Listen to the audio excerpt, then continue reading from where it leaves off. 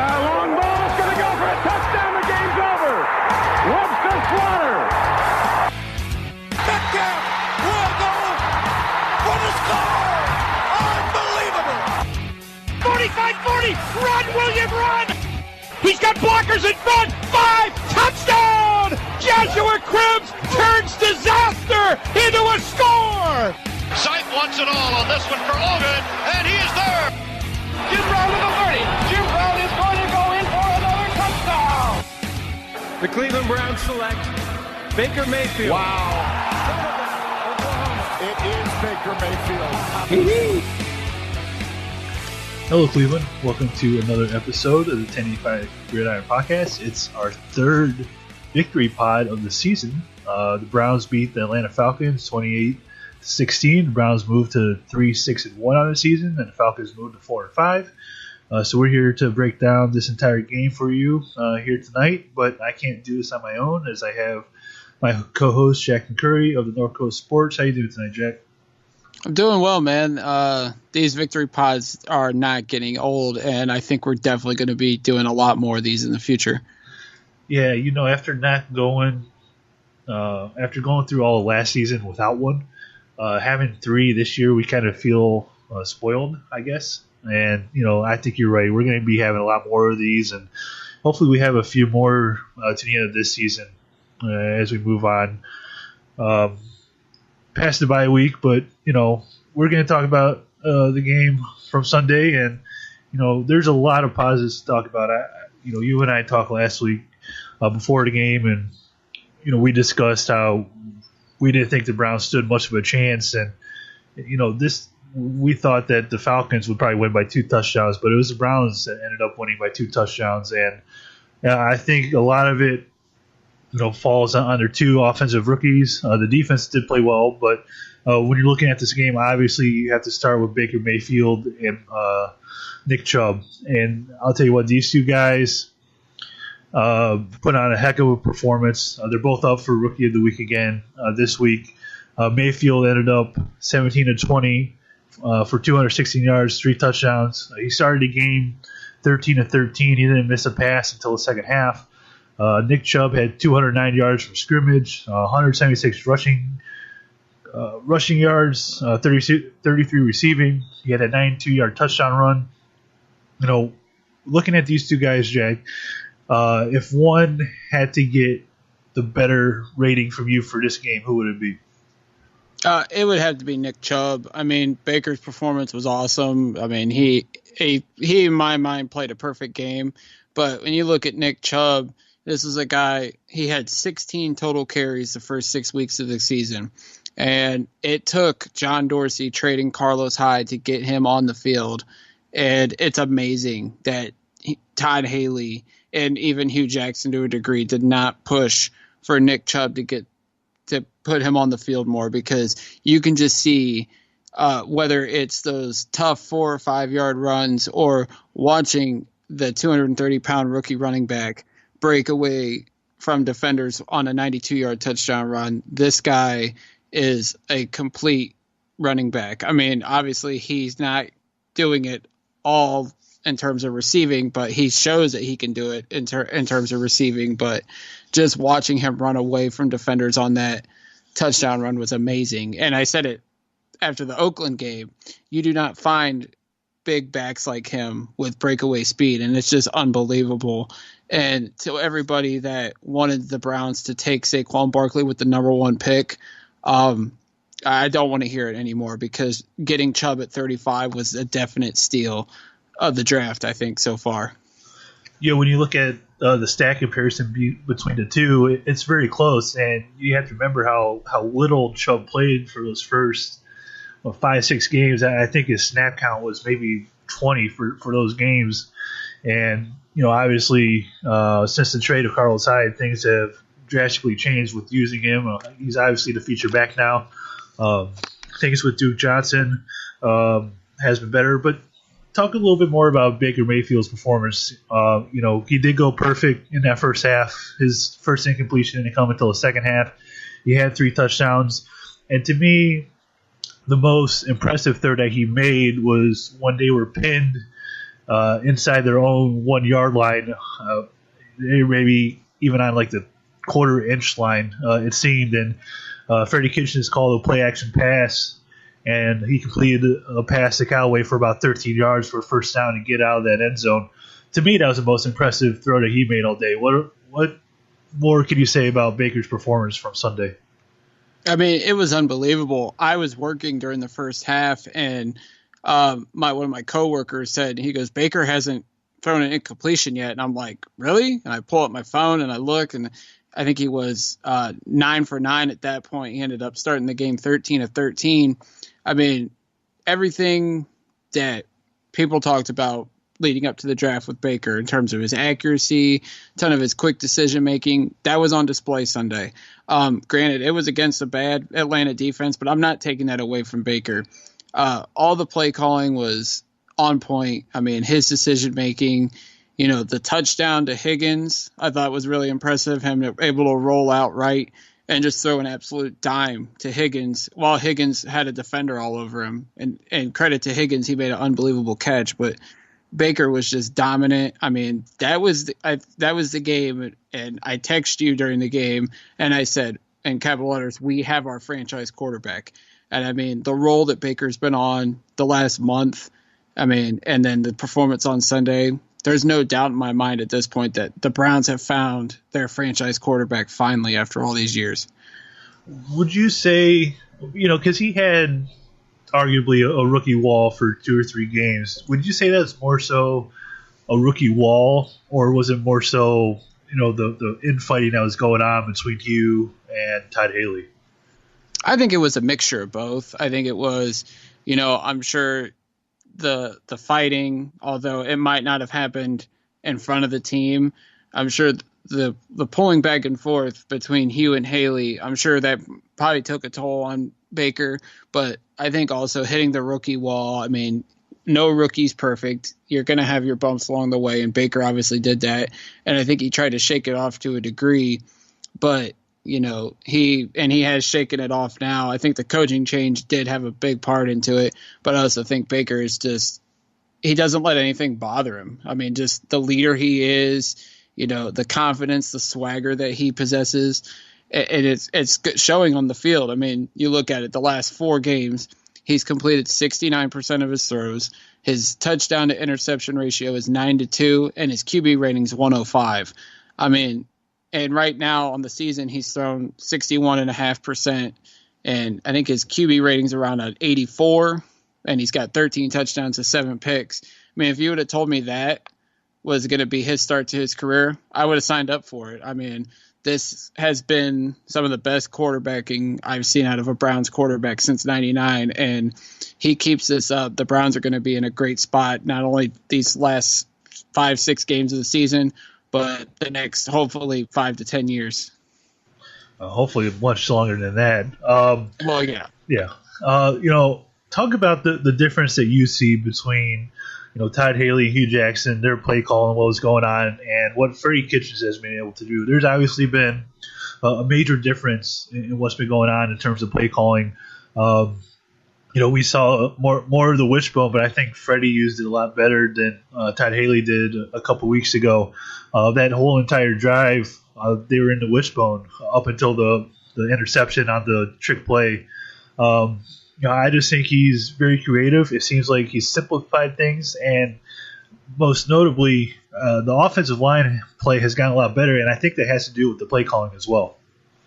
Yeah, I mean, it's the play calling. When you look at that, he's going to the players and asking them what they like. Joel Bitonio said post-game on Sunday, he goes, Freddie's come to us and asked the offensive line, and he's asked the quarterbacks their 5 favorite plays. And he's asking the players what they like, what they feel comfortable with, and what they think they can go out and execute at a high level. And I think in today's NFL, you have to do that. You have to fit the offense around the players' abilities, and it's showing. And when you look at Kitchens, he's not afraid to use anybody. He'll pull everybody out there. Brashad Perryman was a guy that when the Browns picked him up, no one was hopeful for him, but he's gone out there and made some plays. Greg Robinson, when the Browns picked him up over the summer, everybody just thought he was going to be a reserve lineman that was going to compete. He's now slid in and has been the left tackle. And you look at it over the last 2 weeks, the offensive line's only allowed 2 sacks. I mean, he is molding this offense into what suits the players great. Obviously, getting the ball out quicker. Baker's making quick reads and getting guys open, putting them in, and Kitchens is putting these guys in the right spot, whether it's the receivers or the running backs. I mean, and even Baker himself, it's working and it's effective.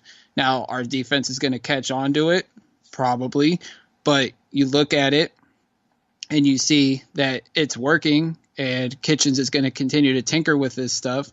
And as long as the players keep executing, I think this offense is going to continue to get better and better as the season reaches towards the end. I think you're seeing a product of Freddie Kitchens spending so much time under Bruce Arians out in Arizona. I think he was out there with them for 5 or 6 years, and obviously, I would think Freddie picked up a lot of what Arians did offensively, and you can see it showing because the weapons that they had out there in Arizona, they had Larry Fitzgerald among others. It must be nice to have out there, and I think Kitchens is doing the best he can to incorporate all the weapons that the Browns have. I mean, look, say the wide receiving core is thin, but when you have Nick Chubb, Duke Johnson, Antonio Callaway, David Njoku, that's a pretty solid core. And when you look at the targets that Baker Mayfield had, he targeted, I think it was 10 or 11 different receivers on Sunday. So, they're running plays to get everybody involved. They're using everybody in their strengths. And, I'm just really encouraged right now what Freddie has been able to do in terms of play calling through, these first couple of games that he's been offensive coordinator. Now, for, like you mentioned, the rest of the season, defenses are going to start picking up on it. And, but, with the Browns having 2 weeks here before the next game until they play the Bengals, and that's going to be interesting. We'll talk about that one next week. But, I think there's going to be time to tinker and do some things different. When you look at this coaching staff, obviously we don't expect them to be back next season.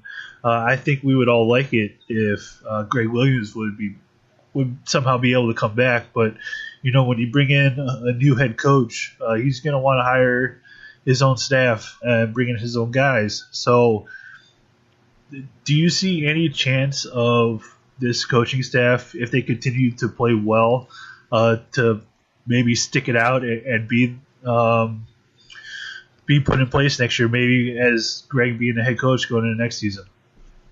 I don't think so, but when I look at it, I would try to keep, if we're going to bring in an offensive-minded head coach, and I think that's the plan, and I think that's what everybody's hoping for, why not keep some of the parts in place? When I look at what the LA Rams did, Sean McVay came in, he got himself a veteran defensive coach so that he could focus on the offense. He brought in Wade Phillips. I look at what the Chicago Bears did. They brought in Matt Nagy, and what they do, they kept Vic Fangio, who was the defensive coordinator there, who's been there for a few years, keeping the veteran continuity on that side of the ball just so that the young offensive mind can focus on the offense. So if we do bring in a guy, hopefully someone advocates to that guy, keep Greg Williams in. He's helped develop some of the young talent on the defensive side of the ball. Myles Garrett, Larry Ogunjobi, Joe Schobert, Denzel Ward, revitalizing Demarius Randall's career, helping develop Derek Kindred and Jabril Peppers.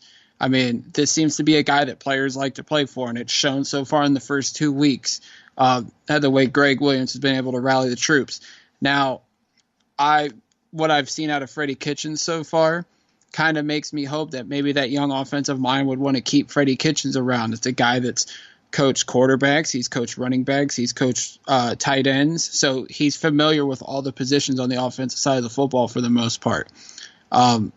Give Freddie Kitchens a chance. It looks like he's playing well so far. They've scored 49 points offensively in 2 games, which is more than what Todd Haley was doing so far. So when I look at this coaching staff, they're all auditioning for jobs.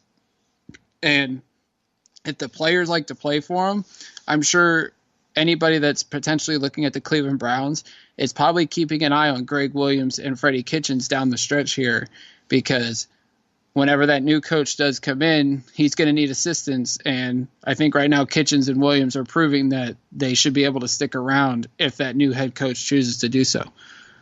I think the only way this coaching staff stays in place how it is now, and that would mean, Greg moving back to full-time DC, is if you bring in Bruce Arians. Obviously, you've had Kitchens be under Arians before, and I think somebody like Greg Williams would fit well with Arians. Do you think that would be a possibility? Yeah, but, the Arians stuff was out there when he talked about how the only thing he would come out of retirement is for the Browns job. And obviously, having Kitchens as offensive coordinator would be a good transition for once Arians would be done. He could just pass the torch to Kitchens. But I think the Browns are going to go in a young direction. They're going to go in the direction of what the Rams have been doing, what the Bears have been doing, and that's the young offensive mind to pair up with the quarterback. But, I won't be shocked if Greg Williams continues as a defensive coordinator when the new head coach comes in, just because, like I said, with the trend of, Fangio with the Bears, Wade Phillips with the Rams, keep a veteran presence on that defensive side of the ball so that the young offensive mind can focus on that offensive side of the football. Well, let's talk about the defense in this game, and I think it's something that, they've played a lot of good quarterbacks this year, and, up until the last couple of weeks with Pat Mahomes and Ben Roethlisberger, they've been able to hold a lot of these guys at bay, and, this defense only gave up 16 points to the Falcons. Matt Ryan still threw for 330 yards and 2 touchdowns, but, only giving up 16 points to the Atlanta Falcons is quite an accomplishment. They created 2 more turnovers. They have 25 on the season now. So when you look at the defensive performance on Sunday, what impresses you the most about what they were able to do? The one thing that really caught my eye was when they got down to the goal line, and Atlanta, they had 7 opportunities when they were down at the goal line and they couldn't punch in. And that impressed me so much about the defense. Yeah, they gave up a ton of yards, but that's going to happen in today's NFL. It's all about, can you keep your opponent out of the end zone? And the Browns did that on Sunday. Yeah, they did give up a screen pass to Julio Jones for a touchdown, and then they ended up giving one to Hooper late in the fourth quarter. Just Jabril Peppers couldn't stop Hooper on his own, and I don't fault Jabril for that. But, to hold the Atlanta Falcons to 16 points when they've been red hot offensively the last couple of weeks, that impressed me the most about this Browns defense. We all know that the potential's there for them to be a top 10, maybe even a top 5 defense in this league. When you stop a powerhouse offense like the Falcons, that's going to build your confidence up. That's going to boost your confidence. That's going to make you want to go out, make you know that you can go out there and you can stop any of these top offenses in the league when you play the way that they did on Sunday. They should have had 2 goal line stands in that game. That touchdown to Hooper was Pepper should have had him, but I can't fault him for that. That was a tough play that he had to make there. Talk about what it meant to have Joe Schobert back, because obviously when he went down with the injury, that's when things started to go south a little bit on defense. And I was listening to Greg Williams' press conference yesterday, and he was talking about how on the offensive side that Baker and Freddie Kitchens have to be one cohesive unit, and then he went into talk about how him and Joe Schobert have to be one cohesive unit on the defensive side of the football. And when Joe Schobert was out, there were multiple guys trying to relay the defenses and getting everybody positioned. So talk about how much Joe Schobert means to this team and the impact you saw him have on Sunday. Oh, he meant everything. Schobert is essentially the quarterback of the defense. And you could just see the difference on that side of the ball with him back in there. Everybody was flying around making plays, but, Schobert kept everybody in check in the middle. I mean, the tight ends, Hooper had a decent game, 10 catches, 56 yards. And, it got down to a point on that one fourth and goal situation where, Matt Ryan had to throw a ball to Eric Saubert, the other tight end. And, when you have Calvin Ridley, you have Julio Jones, and I think even Hooper was out there, and you're throwing it to another tight end, and, Schobert ended up being on Saubert and made a big play, and that was what you needed right there. And obviously, Schobert doesn't get enough credit, I think, just because of all the other talent on that defensive side, Garrett, Ogunjobi, Denzel Ward, Demarius Randall. The NFL world, I think, knows who Joe Schobert is, but he doesn't get enough credit, and he should. I think even though he missed games, I think he still should go to the Pro Bowl. And I think sooner or later he's going to be mentioned as one of the top linebackers in the game just because of everything he does well. He's a great tackler. He's a good pass coverage guy. I mean, what Greg Williams has done since he came to Cleveland with Joe Schobert when everybody thought he was nothing more than a backup linebacker and a special teams guy, and he has molded him into a Pro Bowl linebacker. I mean, it's been amazing to watch. Obviously, the injuries have been piling up on the Browns defense. They lost Christian Kirksey for the season. They lost Gaines for the season. And two guys that really stepped up this week were both Jamie Collins and TJ Carey. To you, who had the better performers between the two? I mean, it was definitely TJ Carey. Obviously, he was one of our choices for top dog of the game. Denzel Ward was on Calvin Ridley for most of the game, and he did a good job of covering the rookie out of Alabama. But, and Julio Jones had his game. He had 107 yards. He had a touchdown. But there was a couple times where, Matt Ryan tried to get the ball to Julio, and TJ Carey made some big plays. He made a couple pass deflections. There was one pass interference call that shouldn't have been called on Carey. It was another bad call by the officials. But for the most part, Carey had a great game, shut Julio Jones down from making other big plays, and helped put the Browns in a big position to win. And ultimately they did win, and Carey had a huge role in that. Talk about Jamie Collins, because I think after the last couple of weeks, there have been a lot of notes about his lack of effort, and you've seen those going around in the media, and I think he kind of shut those up with his performance this past Sunday. Yeah, I mean, I have not been a huge Jamie Collins fan. He's been a major disappointment since we traded for him, but he came out on Sunday, and, Greg Williams said last week, he goes, he's the quarterback of my defense, and he said that about Schobert too, but obviously Collins has to step up with Kirksey going down, and he did. He was disruptive. He had a big tackle for a loss in the backfield, and then he had the game-sealing turnover when Chris Smith sacked Matt Ryan and stripped him of the ball, and Collins was able to pick it up and, put the final nail in the coffin. So, I hope Collins plays well down the stretch. Obviously, he's going to need to, because it looks like the Browns will move on from him at the end of the season just because Collins isn't worth the money that the Browns are paying him. So for him to want to keep his career up and maybe get another new contract, long-term contract, he's going to have to play well. And if the Browns are going to stay competitive, Jamie Collins is going to have to be a force on the defensive side of the ball. I think one of the other things we saw this week on defense is something that we've been really talking about and discussing on this podcast recently, and that is rotating guys more along the defensive line. Listen, the last few weeks, this defense has been completely gassed with the offenses and the amount of snaps that they've been playing. And this week, looking at some of the percentages for these players, Agba only played 71% of the snaps. Avery plays 71. Myles Garrett plays 67. Peppers plays 65. Ogunjobi 59. Calhoun played more snaps than most of those guys. So, talk about how this defense this week decided to, and the coaching staff decided to rotate guys in more, and you can see the product of it towards the end of the game. late in the fourth quarter when they were still somewhat getting pressure on Matt Ryan. And the last few weeks, you've seen the defense kind of gas in the fourth quarter, but this week they were nice and fresh and were able to bring that continuous pressure. Yeah, I mean, we always talked about how, the defensive line was lacking depth.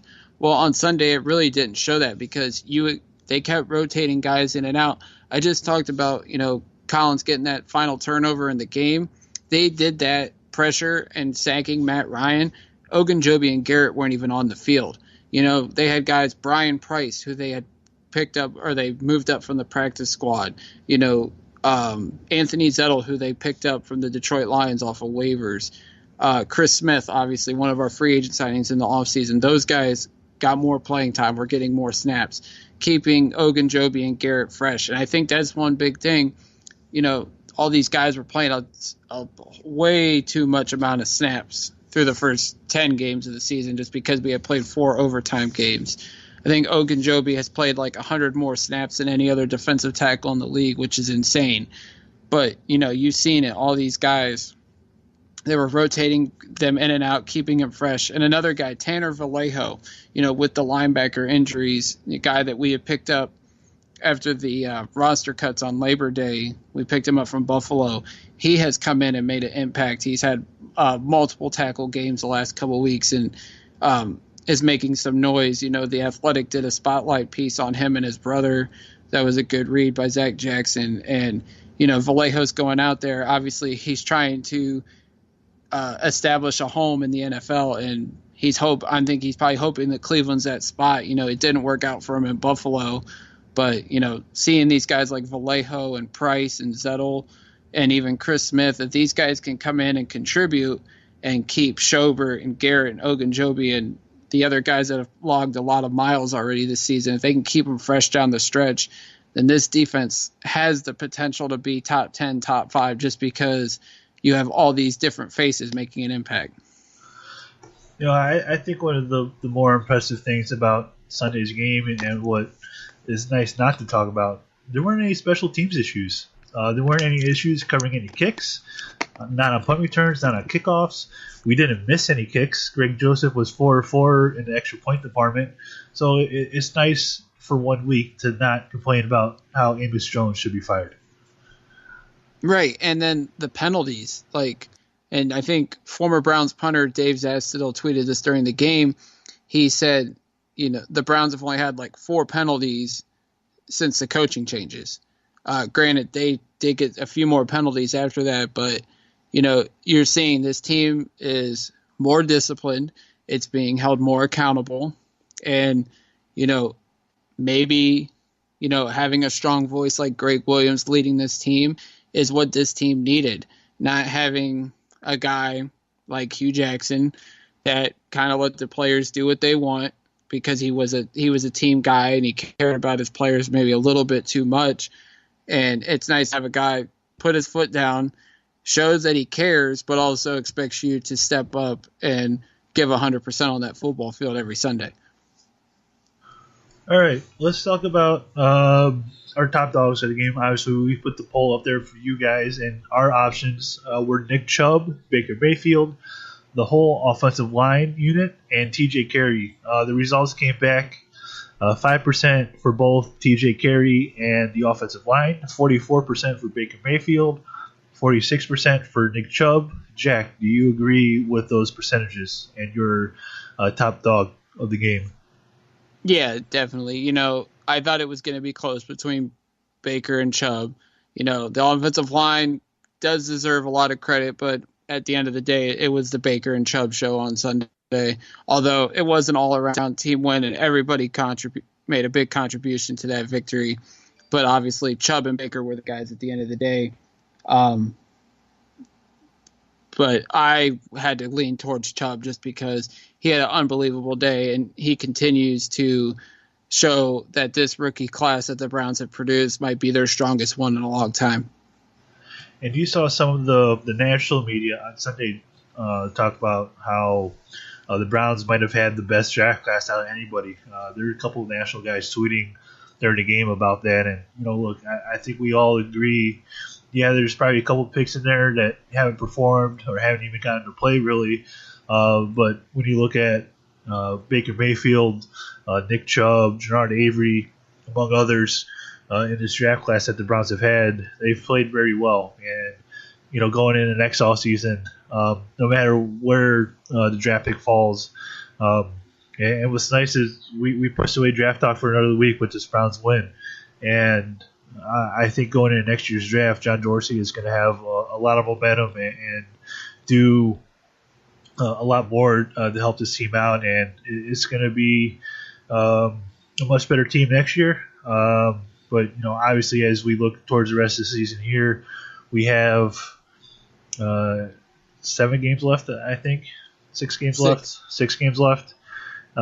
These guys are going to be fighting for their lives on the Browns roster, and you're going to see guys play hard, and I think they're going to squeak out a couple more wins. The way things look in Cincinnati, they might be able to get a couple of those or get both of those, among some of the other teams that they play as well. So we'll see as the Browns move towards the rest of the season. But let's talk about one more thing on this podcast before we get on out of here. And we got the news today that Le'Veon Bell won't be reporting to the Pittsburgh Steelers. Therefore, he will not be able to play at all this season.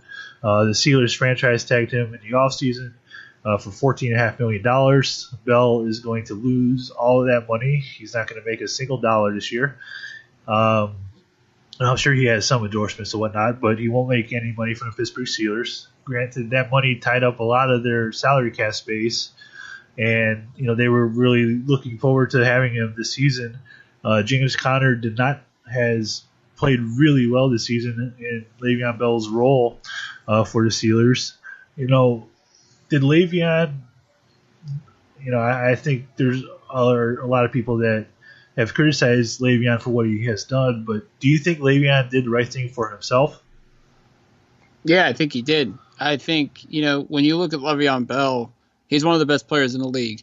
And the Steelers disrespected him in contract negotiations. I know that, and a lot of people say this and agree with me, that, the shelf life for running backs isn't very long. You get good 3, 4, maybe 5 years, good years out of them. You get the occasional great back like an Adrian Peterson. But, running backs don't last very long in this league. And I get that from a point of the Steelers. And they did give him, I think what was reported, 5 years, $70 million, but they didn't guarantee a lot of the money. And I think, that's where Le'Veon is respected. And, he stood his ground and, he did what he thought it was right. And I agree with him. If this was on the Browns' perspective, you do not disrespect your playmakers like that. Obviously, running back isn't one of those primary positions in the league. It's quarterback, cornerback, offensive line, maybe offensive tackle primarily, and then your pass rushers. Those are like your primary positions you want to pay. But everything that Le'Veon did for that team, what he meant to the offense, obviously James Conner has, filled that void and then some. He's had an unbelievable season. But, Le'Veon Bell is one of those special players. And I think regardless of him holding out this season, there's going to be a team out there that's going to pay him what he deserves this offseason. There's a ton of teams that are going to have a lot of cap space, the Jets, the Bills, the Colts. One of those teams is going to pay Le'Veon Bell the money that he deserves, the guaranteed money he deserves. And I think when he comes back, he's going to make an impact, and he's still going to prove to people, I'm one of the best overall players in the league. And, looking at what happened to Earl Thomas in Seattle, looking what just happened last week to Dez Bryant, I don't fault Le'Veon Bell at all for continuing to hold out and riding the season out, because even if he did come back in these final 5-6 games, if something would have happened to him, what happened to Earl Thomas and what happened to Dez Bryant, it's going to kill him in the long run. And I think he's doing what's right, and I agree with what he's done. There's another team that you didn't mention that will have a lot of cap space, and that will be the Browns. Is there any kind of fit there, or are we set with where we are at running back right now? I think looking at what Chubb and Duke have done, I wouldn't want to tie my money up to him just because I have running backs that are being productive and are cheaper, and the Browns can focus their financial situations on other players. Obviously, they're going to have guys they're going to have to extend pretty soon. No offense to Le'Veon Bell, but the Browns kind of don't need him right now. Maybe if he was a wide receiver, I would change my mind on that, obviously. But because of our situation at running back, Le'Veon Bell and the Browns, it's not a good fit at the moment. Yeah, I think I definitely agree with you on that one. There's really not much sense from a Browns perspective to bring him in. Yeah, he is a really good player, but when you look at what you currently have here with Nick Chubb and Duke Johnson, I think that their production could outshine what Le'Veon could do for the Browns. Is there anything else you want to discuss before we get out of here this week? Or are we wrapping up this 1085 Victory Pod, our third one of the season? The Victory Pod is closed until next time. All right. Well, hopefully when we get back from the bye week, we'll have another one to discuss against the Cincinnati Bengals. And when we talk to you guys next, that's going to be a very interesting episode with some of the news that came out today about Hugh Jackson joining that coaching staff. So we'll talk about that next week. Unless something major happens, I don't think we'll have another episode this week with it being the bye week. So we will talk to you all next week. And Jack, if you want to go ahead and plug everything you got going on. As always, you can follow me on Twitter at jmccurrycle. Check out my site, thenorthcoastsports.com, for all the latest on Cleveland sports. And also check out the other podcasts that myself and Anthony do, the North Coast Sportscast. I promise a new episode's coming soon. And you can follow that on Twitter at NC Sportscast, and you can listen to the archive of that podcast on all podcast platforms. As always, you can follow me on Twitter at Anthony Joki, Joki. You can follow the podcast on Twitter and on Facebook at 1085 Gridiron. You can find the podcast on any streaming platform that you so choose, including iTunes, Google Play, Spotify, and iHeartRadio. Like I said, among others. We appreciate you listening to our podcast, and if you would like to subscribe and review, we would appreciate that as well. But until next time, I'll leave you all with this, as I do at the end of every episode, and that is, Go Browns.